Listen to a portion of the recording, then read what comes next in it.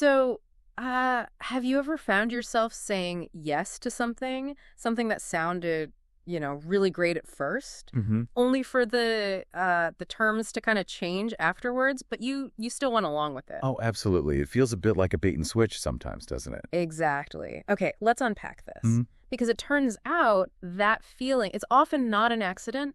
It's actually a specific manipulation technique. Yeah, and what's fascinating here is just how common that whole experience really is. We see it a lot. Right?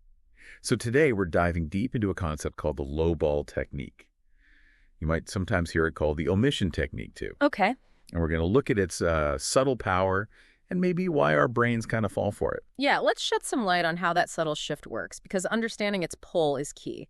So maybe start with the basics. What is this low ball thing exactly? Well, at its core, it's pretty straightforward. Yeah. Someone makes you an offer that sounds really appealing, Mm-hmm. good enough that you mentally commit, right? Mhm. You think, yeah, okay, I'll do that. Yeah. You're in. You're in. But then after you've kind of agreed in your head, the conditions change. Maybe they add a cost or some kind of constraint pops up that wasn't mentioned before. Okay, so it's like getting the yes first, then tweaking the deal. Precisely. And there's this classic study that shows this so well. It's from the 1970s by Robert Cialdini and his team. Oh, yeah, I know the one you mean, the psychology students. That's the one. Oh, So they went around asking college students if they'd be willing to participate in a psych study. seems reasonable enough. Right. And a lot of students said yes, sure. But then only after they got that yes, Here comes the catch. here comes the catch. The researchers revealed, oh, by the way, it's at 7 a.m. 7 in the morning. Ouch! And people still did it. That's the incredible part. A significant majority of those who had already agreed still showed up at 7 a.m. Bruh. Way more than a control group who were told about the time up front. Wow. So what does this all mean then? Why do we do that? Why stick with it even when it suddenly becomes, well, much less appealing? It really boils down to our internal wiring. Once we've made that commitment, that initial yes, our brains just really, really want to be consistent. We hate backing out. It feels uncomfortable, irrational almost. So it's like we've said yes, and now changing our mind feels wrong, even if the reason we said yes has kind of changed. Exactly. We start justifying it to ourselves. Well, I already agreed, or it's not that bad. We generate these internal reasons to follow through, just to align with that first decision. Right, to avoid feeling flaky or inconsistent. That initial commitment creates this powerful internal pressure. It makes walking away really difficult. Okay, here's where it gets really interesting, I think.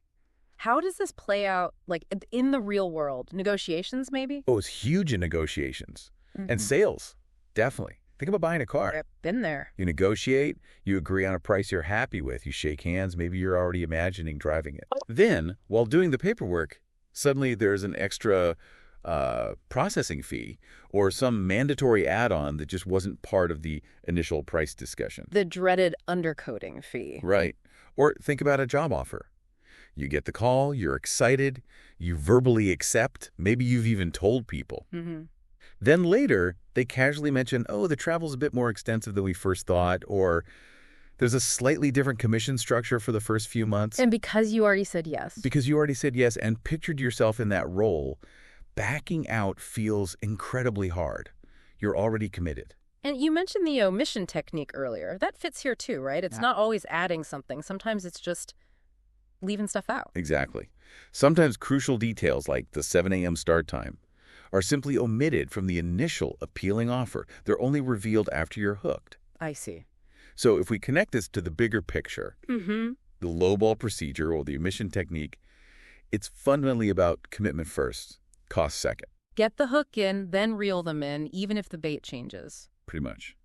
By the time that extra cost or annoying condition appears, the person's desire for consistency often overrides their rational assessment of the new, worse deal. They're already psychologically invested.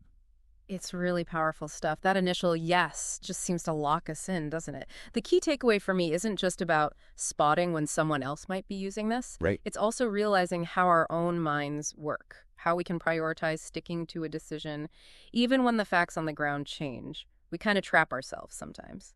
Mm-hmm. And maybe that leads to a final thought for you listening at home. This raises an important question. Okay.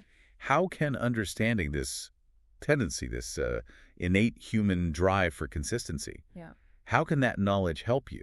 Not just to, protect yourself from manipulation, Right. but maybe also to help you make more deliberate choices yourself. Yeah.